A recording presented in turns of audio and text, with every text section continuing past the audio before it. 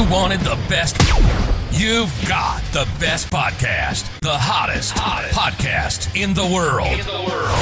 The Chris Voss Show, the preeminent podcast with guests so smart you may experience serious brain bleed. The CEOs, authors, thought leaders, visionaries, and motivators. Get ready. Strap yourself in. Keep your hands, arms, and legs inside the vehicle at all times, because you're about to go on a monster education roller coaster with your brain. Now, here's your host, Chris Voss. Hi, Chris Voss here from thechrisvossshow.com. There you go, ladies and gentlemen. There are latest things that makes it official. Welcome to the big show. We certainly appreciate you guys. As always, the Chris Voss Show is the family that loves you but doesn't judge you, at least not as harshly as your wife does, because you didn't do the dishes and you left that glass out today. So knock it off. Invite your friends, neighbors, relatives. Go to goodreads.com/Chris Voss, LinkedIn.com/Chris Voss. Chris Voss won the TikTok and all those crazy places on the internet. And as always, the Chris Voss Show is the family that loves you but doesn't loan you money. Knock it off, people. Quit asking.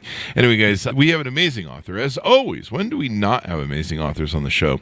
Never. So anyway, guys, 16 years, 2,000 episodes. The latest author we have for you is Phil Elwood. He's joining us today for his new book that just came out June 25th, 2024, called All the Worst Humans, How I Made News for Dictators, Tycoons, and Politicians. This is going to be fun because we're going to get in the dirt. We're going to get into the the dirty side of PR, I guess, as it were. We'll get into it. Phil Elwood is a public relations operative. He was born in New York City, grew up in Idaho, and moved to Washington, D.C. at age 20 to intern for Senator Daniel Patrick Moynihan. He completed his undergraduate degree from Georgetown University and his graduate studies at the London School of Economics before starting his career at a small PR firm. Over the last 2 decades, he's worked for some of the top and bottom PR firms in Washington. There's a joke in there somewhere, top and bottom. He lives in D.C. Welcome to the show, Phil. How are you? Thank you so much for having me on. I really appreciate it. Top and bottoms in politics. Who knew? Anyway, guys, Phil, give us a .com. Where can people find you on the interwebs? You know, I have intentionally had kind of an absent presence from the internet. At one point in my career, I paid to promote the search engine results of another Phil Elwood, and he was a dead jazz reviewer for the San Francisco Chronicle. And I did that to hide. So I don't actually have a website. I have a company that I do consulting out of. Mm-hmm. Do you want to name the company or the link to the company? It's called For the Story. Eventually it'll have a website. There you go. So give us a 30,000 overview. What's in your new book? It's my first book. It's and probably only. It's a memoir about the last 2 decades working in public relations or public affairs, however you want to describe it, working for some of the, as the book title says, worst humans on the planet. And it all kind of happened through happenstance, but ended up working for a number of Middle Eastern dictators and interests and some Israeli spies. It's all very exciting. That's the 30,000 foot angle view of it. There you go. So you get into some of the folks out there, the dictators and stuff like that. So you give all the dirty details, I guess, in the book. You flesh out all the things you did. Yeah, there's one story in particular that kind of exemplifies achieving positive press results for a very difficult client. So this was back in 2009, and my client was the Gaddafi family. About to ask about that. Yeah, and so I didn't interface with the family very much, but I usually interfaced with the ambassador. And so I was summoned to the embassy one day, and the ambassador was to brief me on the fact that a national hero was going to be released and returned to Libya. This national hero's name was al-Megrahi. Now, I was familiar with al-Megrahi because I was alive in 1988 when he blew up Pan Am Flight 103, killing 270 people bound for the United States over London, Scotland. Mm-hmm. And the first request from the ambassador was to describe what the media's response would be to the release of al-Megrahi. And I'm not sure what kind of language I can use on your program, but shitstorm or shit show is definitely one of the words I used to describe what was about to happen to us. And that's exactly what happened. It was so much so that the director of the FBI, at the time a man named Robert Mueller, penned a letter to the Scottish authorities calling this a miscarriage of justice. He actually used so much harsher language. Mm-hmm. And so the instruction from the ambassador to me was to get a positive piece of press for the Libyans the week al-Megrahi was released. Wow. Okay. Seemingly an impossible task. However, in my research about the Libyans, knowing about my client, I knew that there were 3 or 4 members of Congress responsible for opening the door to Libya. They were a pariah state, a sanctioned state for a very long time, but these 3 or 4 members of Congress opened the door because the Bush administration wanted to use Libya in the war on terror. The enemy of my enemy is my friend. Basically, get the Libyans to kill al-Qaeda for us, right? There you go. And so I went to one of these members of Congress who happened to be the chairman of the House Intelligence Committee at the time. And I said, Congressman, I went to the congressman's staff and I said, I drafted this letter that says, knock off the Libya bashing. We don't want to alienate them and lose them as an ally in the war on terror. And I got them to sign the letter. I leaked the letter to a reporter at Politico, who then wrote a story with the headline, knock off the Libya bashing. Now, the way I put it in the book is that I deserve whatever the opposite of a Pulitzer is for this particular piece of work. Yeah. Well, the Gaddafis, how shortly after that did everything go to shit where, it was over a year and a half from that. So was this maybe one of the proponents of that? Maybe? I actually, I don't point to this directly. I allude to this in the book, but I actually think it was his trip to New York that the media exposure he received that showed his people that he was a human being that could be killed. And that's exactly what happened. But we're getting a little ahead of ourselves because we've missed a very interesting step. And that's the visiting Vegas with Muqtasim Gaddafi. Oh, yeah. Did you want to get into that story? Or if that's in your book, let's do it. Yeah, it's actually chapter 3 of the book. Mm-hmm. And it was the assignment. I didn't know what the assignment was. I mean, a few things you need to understand. I had never been to Las Vegas before in my life. Mm-hmm. And I didn't know why I was going this time. When I got on the airplane to go to Vegas and they closed the aircraft door, I received an email that said, the instructions for the weekend. And it wasn't that I was going to a conference. It was that I was babysitting the 35-year-old son of Muammar Gaddafi, and his name was Muqtasim Gaddafi. I remember this. And I was to babysit him at the Bellagio Hotel. Now, he was the 35-year-old national security advisor of the country. He ran his own military unit. Mm-hmm. And he had access to Libya's $60 billion sovereign wealth fund. Wow. So when he walked into the Bellagio, he walked in with the mentality of someone who could buy the place. Yeah, no shit. And everyone in it. And so partying with this guy in Vegas and his entourage, I mean, the email I got was just a list of demands. I mean, if you printed this email off, it would have been 3-4 pages of just, I want to buy Escalades. I want to buy Harley Davidsons. I want to buy jorts, jean shorts. Yeah, you got to do that when you go to Vegas. I mean, you own a pair, I'm sure, right? Yeah, I'm wearing them right now. You're rocking the jean shorts. Of course. Of course. I don't know why. And he wanted to see Cher. Oh, you got to see Cher. Well, yeah. And somebody in the entourage, I don't know who wanted to blow, had to sort that out. I mean, there were all kinds of weird demands over the course of the weekend. And then one of them was to arrange for a private plane. Mm-hmm. His date home to LA from Vegas. And as with all of the other things we were billing them for, my employers, people who worked in my employer's company were fudging the invoices a little bit and adding zeros and stuff. Adding zeros, wow. Okay. And I was instructed to get paid in cash for the invoices that I was giving them that were doctored. Mm.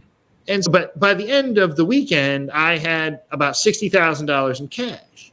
Wow. I was unaware that it was totally legal to fly with $60,000 in cash. I didn't know. You could fly with $100,000, no questions asked. I didn't know that.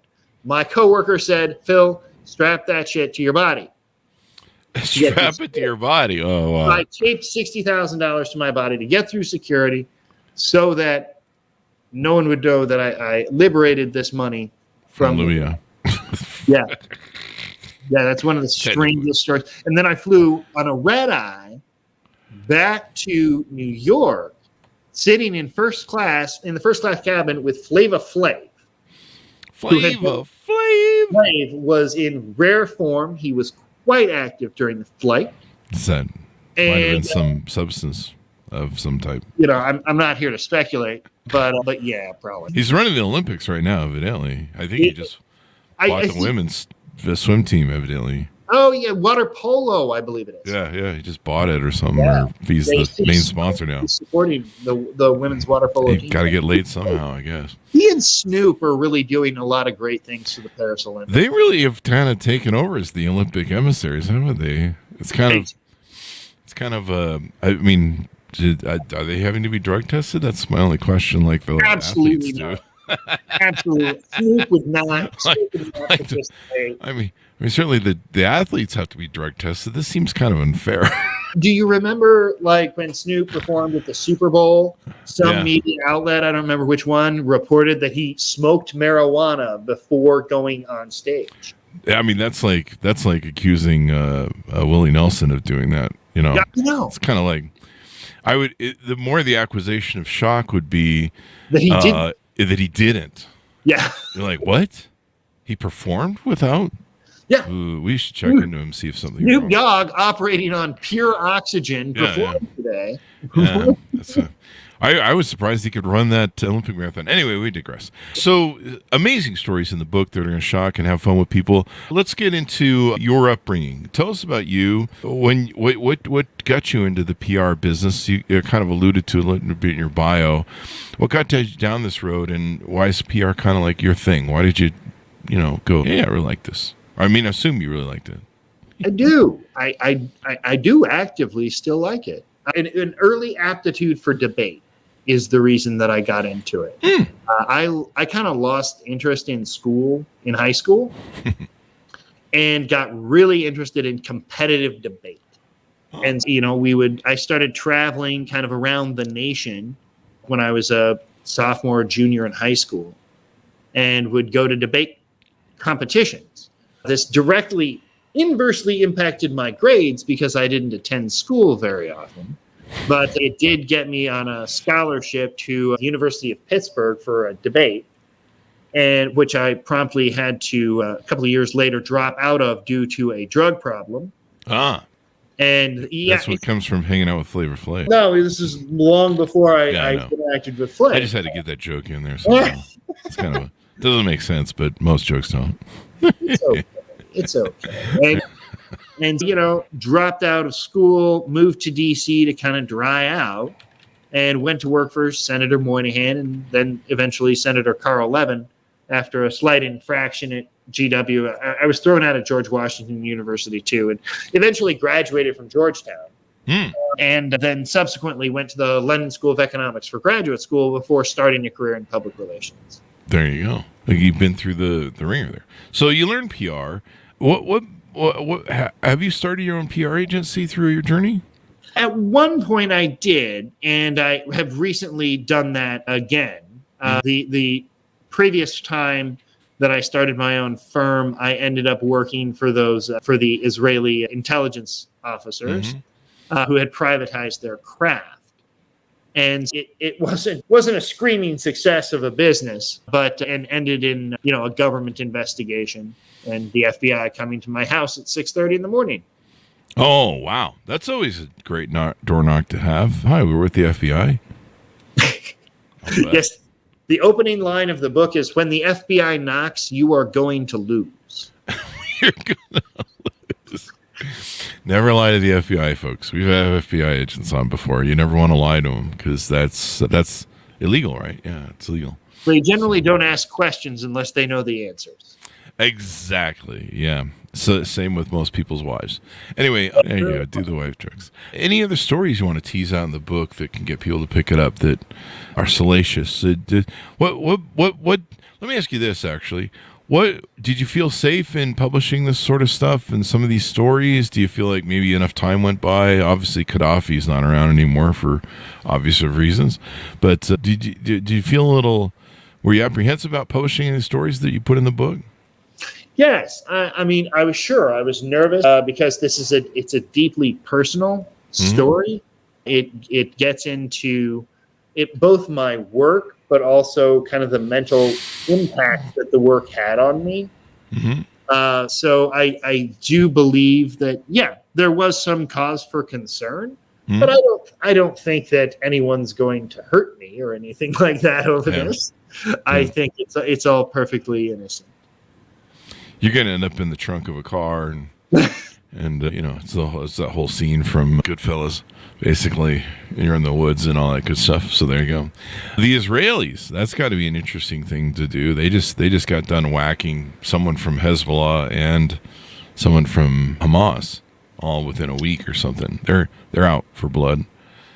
I hadn't heard that was confirmed yet. That's it is very interesting. I actually got mixed up with them because I was bored at my job. Because you're bored of your job. That happens to me on Fridays. I get bored and hang out with the third world countries that are. I don't know. Does Israel qualify as a third world country? No, it doesn't. I don't know why I said that. I don't know. So I hang out with other third world countries except for Israel for the obvious reasons. I don't know what that means. There's a joke here somewhere. I don't know where it is. I can't find it. So I'm just wandering through whatever segue I've gotten myself stuck into, and I'm trying to make it funny. So I just hang out with third world countries in my spare time. No, that's what happened to me. Is that I was a little bored at my job, and a headhunter out of London approached me and said, would you go to work for this private Israeli intelligence company who has privatized what they used to do for the government, and they now deploy it for corporations and other entities. So I said, I'd love to take the call. And I got to know them. They flew me over to Israel, hung out in Tel Aviv for a few days, got to meet their staff, and went to work kind of as their business development and public relations representative in Washington. Wow. And it involved doing a lot of very strange errands. I had to ferry documents around town, create dummy email addresses that I only used once. This sounds like something that will get you a knock on the door from the FBI. Oh, yeah. And then they moved a bunch of money through my bank account, through my business account. Yeah. I just south of $1 million to avoid tripping a regulator. Is this, this sounds like something that, definitely get you a knock on the door. Oh, yeah.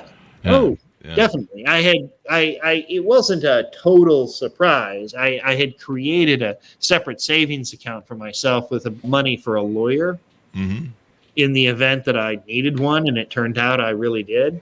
It turned it turns out that I really needed an attorney. Through one way or another, they got mixed. They got in the crosshairs of Robert Mueller's team. And so I had to become a witness in that investigation, which led to a chain of events. And one of the most interesting chapters in the book, I think, is called Target or Source. And that is the point where I've been caught by where I've been questioned by the FBI. 99% sure my name is going to get washed out in the media. So I have to try and protect my name. Like I said before at the top of the show, I paid to promote the results of a dead man. I'm not interested in seeing my name attached to the Mueller investigation. So what I did was went to all of the journalists that I knew covering the Mueller investigation. Some of them were aware that I worked for the side group, and I became an anonymous source to all of them. I struck an anonymity deal that said, look, I am not sure what these people are capable of, but I can say I fear reprisals, so keep me anonymous here. But I will help you write your stories about this subject. Wow. And at the time, Mueller investigation stories were in high demand in Washington, and I was able to work with some great reporters on some wonderful stories that kept my name out of the news. There you go.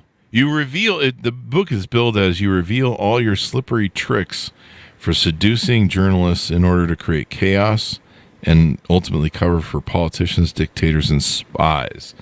So, industry secret tactics that led to his rise as a political PR pro.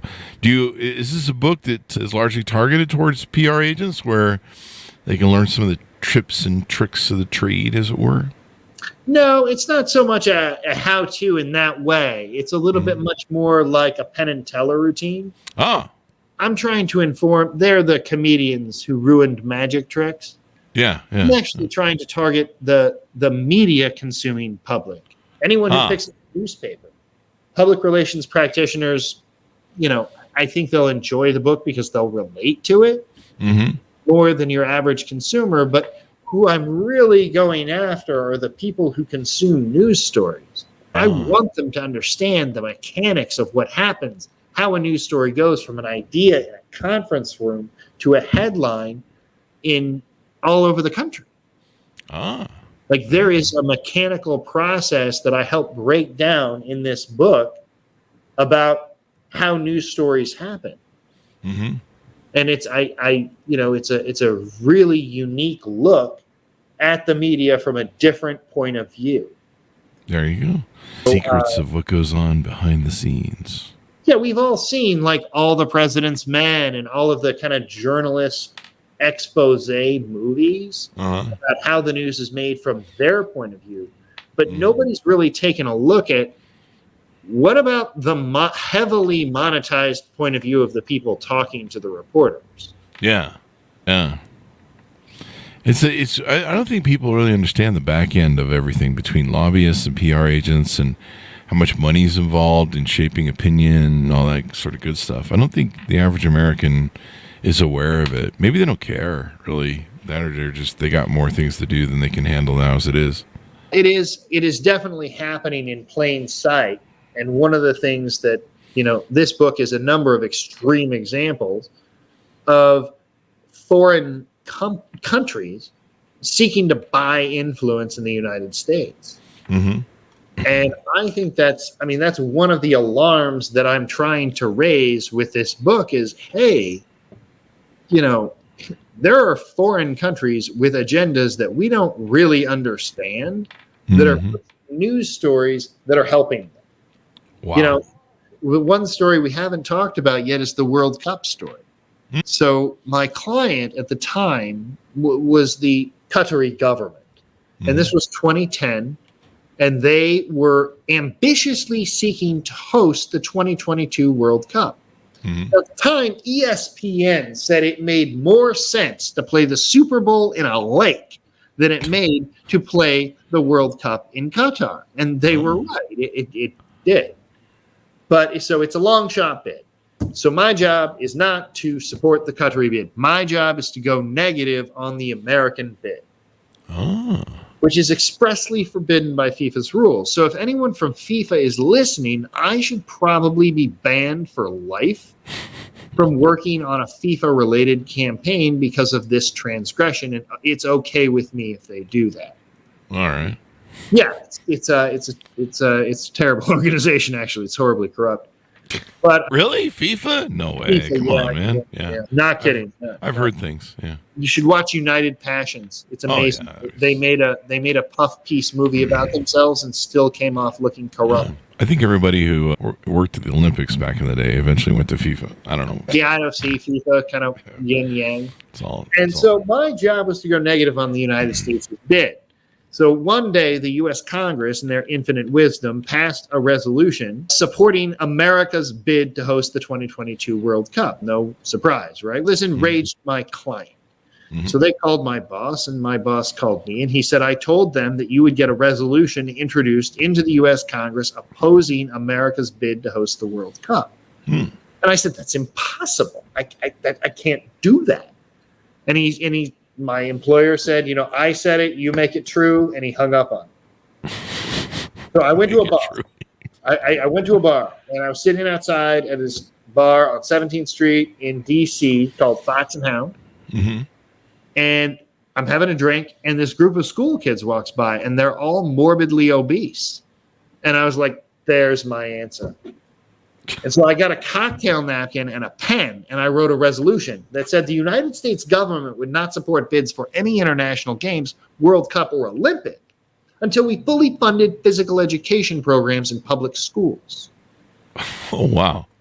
And then I reached out to a lobbyist buddy of mine, and I had him get a member of Congress to agree to introduce it, or at least to confirm to a reporter that she did. Wow. And so I leaked the text of the resolution to a reporter at Politico, again, got them to confirm with Congresswoman's office that it was real, and he wrote a story with the headline, World Cup versus Gym Class. Now, here's the thing. There was a lot of bribery going on during this cycle. And so I can't say that I switched a single vote with this prank. Wow. However, what it did was provide cover to absolutely every voter who voted for Qatar, because they could say not even the U.S. Congress wants to host the game. Wow. That's powerful. Right. So when you're trying to influence 22 people, it was supposed to be 24 FIFA voters, but 2 of them were banged up for bribery. And so 22, you're only trying to influence a universe of 22 people. So all we did was print off dozens of copies of this article and distribute it around in Switzerland to the voters and say, deliver the talking point. Look, wow. The United States funding for infrastructure for the World Cup, for the infrastructure for the World Cup could become a political football. Mm-hmm. Qatar, the emir determines how the money gets spent. Yeah. They ended up spending $220 billion on the games. Holy crap. All for less than 5,300 minutes of soccer. And during the games, this is the kicker. This is why it went from a prank to a human rights issue. Yeah. During the building of the stadiums, the Qataris said always that only 2 people had died building the stadiums. Mm-hmm. And then on the eve of the games, they put out a press release saying, actually, it might have been more like 500. Holy crap. Then American human rights organizations put out a press release saying, actually, it was much more like 6,000 people died building those stadiums. Jesus. It's like a war of PR agents. Was that true, or is that another PR agency? I'm sorry. Was that another PR agency doing that war, or was that true? I'm not understanding the question. I'm sorry. The notice of the 6,000 that came out. Was that true, or is that another PR agency? Because it seems like there's this PR agency wars going on here between one. No, I tend to believe international human rights organizations and observers like Amnesty International and Human Rights Watch. Mm-hmm. Those are the organizations that have weighed in on the number of dead in Qatar because of the games. Mm-hmm. Now, Qatar, I do not realize their data is not reliable. Really? It seems like they would be. You think they could? No. There was a bit of a controversy. I'm not sure how widely this has been reported, but there's a rule in Qatar that if the temperature is above a certain degree, the workers don't have to work. Oh. But the government lies about what the temperature is. So it doesn't matter what your thermometer at home says. It matters what the government's thermometer says. Oh. And so it's always a few degrees below that threshold where the workers have to work. Yeah, it's pretty bad. I think my girlfriends have tried that trick with me. I don't know what that means, but yeah, it's like we need to adjust the thermometer in the house. Anyway, fun is fun. Great stories, interesting stuff with all these data and things going on. What do you hope people gain from the book when they come out of it? My first goal was to entertain. Mm-hmm. I want people to have a good time with this. I want to make the reader my accomplice. I want to put them in the passenger seat as I drive the getaway car away from some of the bigger scandals of the last 20 years. Mm-hmm. And the other thing that I want readers to get out of this is a heightened sense of media literacy. I know that may sound boring, but when you read a news article, and it's so much more important these days that there are so many different actors trying to influence our news coverage, I mean, just think of the foreign powers that we know are trying to do it. Russia, Iran, China, these aren't small adversaries. And so I want people to read things with a critical eye.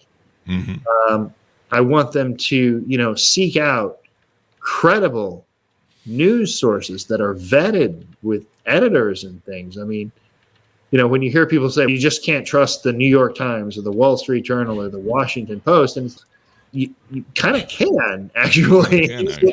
Compared to the rest of everyone else, yeah. The dude you met on 4chan who has a hell of a YouTube following, you shouldn't trust that. What? No. Sure. You're really sure.